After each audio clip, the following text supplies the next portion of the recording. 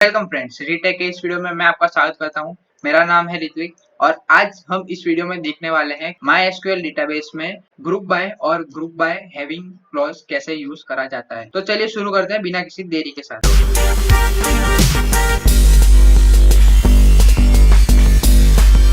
ये हम आ चुके हैं हमारे कमांड प्रॉम्प्ट में। मैंने जो स्टाफ का टेबल है वो ओपन करके रखा है। उससे पहले मैं आपको ये बताना चाहता हूँ कि हम ग्रुप बाय का इस्तेमाल क्यों करते हैं।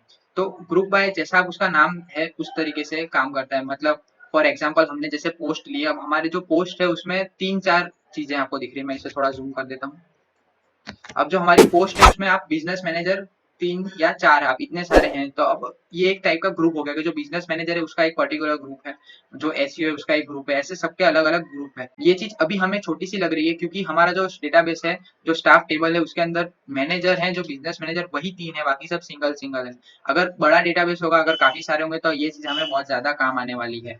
आप इसे डिपार्टमेंट आईडी से भी यूज कर सकते हैं। आप जो डिपार्टमेंट है उसमें भी अगर डिपार्टमेंट में अलग अलग करना चाहते हैं, मतलब डिपार्टमेंट 1 के हैं वो अलग, डिपार्टमेंट 2 में है वो अलग, इस तरीके का आप कुछ काम करना चाहते हैं तो हम ग्रुप बाय का इस्तेमाल करके कर सकते हैं। तो चलिए देखते हैं हम कैसे इसका इस्तेमाल कर सकते हैं। तो मैं इसके लिए जो क्वेरी है वो लिख देता हूँ। ये मैंने क्वेरी लिख दी है। मैं आपको बताता हूँ ये क्वेरी कहना क्या चाह रही है। तो ये क्वेरी कह रही है सिलेक्ट डिपार्टमेंट।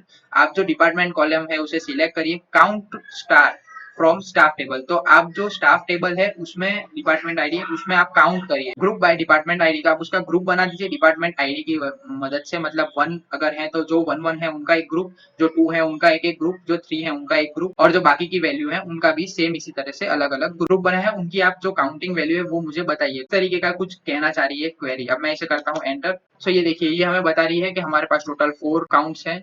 डिपार्टमेंट 1 के अंदर 4 लोग हैं, तो हम देखते हैं। ये देखिए 1 2 3 4, तो ये सही है बिल्कुल।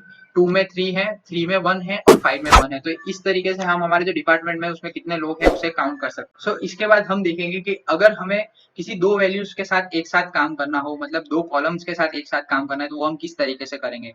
तो चलिए मैं उसे करके बताता हूँ ताकि आपका जो आइडिया है वो अच्छे से क्लियर हो। मैं इसकी क्वेरी है वो लिख देता हूँ। तो ये देखिए जो मैंने क्वेरी है वो लिख दिया। अब हम देखते हैं क्वेरी कहना क्या चाह रही है। इसमें मैंने एम्प्लॉय टेबल का एग्जाम्पल लिया है। अब ये क्वेरी कह रही है सिलेक्ट एड्रेस।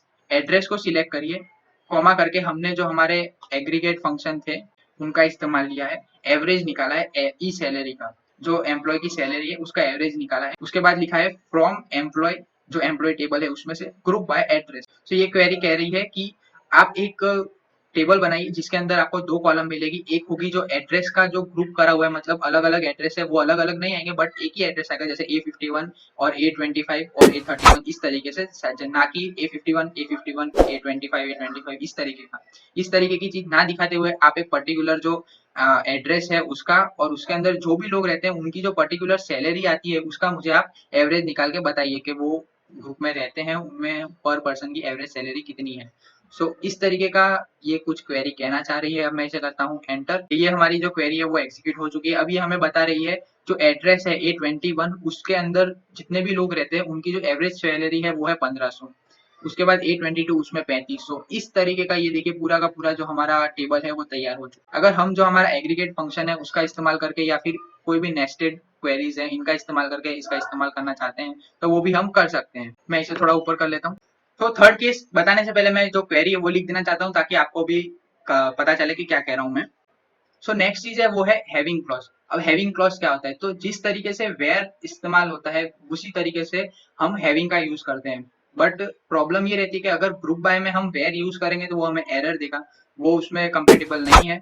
हमें वेयर की जगह हैविंग यूज करना पड़ेगा। दोनों का काम कुछ सिमिलर सा ही होता है बट होता है, तो मैं आपको बता देता हूँ।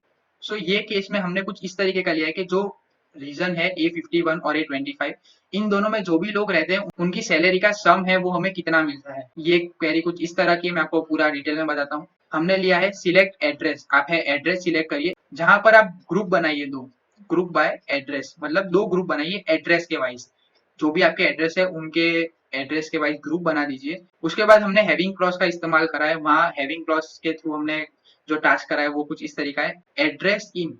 अब हमने इन का भी इसमें इस्तेमाल करा है, जहां पर ये ऐसा कह रहा है कि एड्रेस में आपको A51 और A25 अगर वो 2 दिखे तो ही आप उसे प्रिंट करिए, उसके अलावा के जो भी हो उसे आप नेग्लेक्ट कर दीजिए। तो इस तरीके की ये जो क्वेरी है कुछ कहना चाह रही है कि A51 और A25 के अंदर जो भी रहते हैं उनकी सैलरी का आप सम कर दीजिए और उन्हीं लोगों को प्रिंट कराइए, बाकी सभी उनको नेग्लेक्ट कर दीजिए। तो चलिए हम इसे करके देखते हैं। सो ये देखिए जो हमारा टेबल है वो हमारे पास आ चुका है। यहाँ पर एक साइड है एड्रेस जो A25 है। बाय डिफॉल्ट जो वैल्यू होती है असेंडिंग में वही आ रही है। यहाँ पर भी छोटा पहले है, बाकी का बड़ा बाद में है।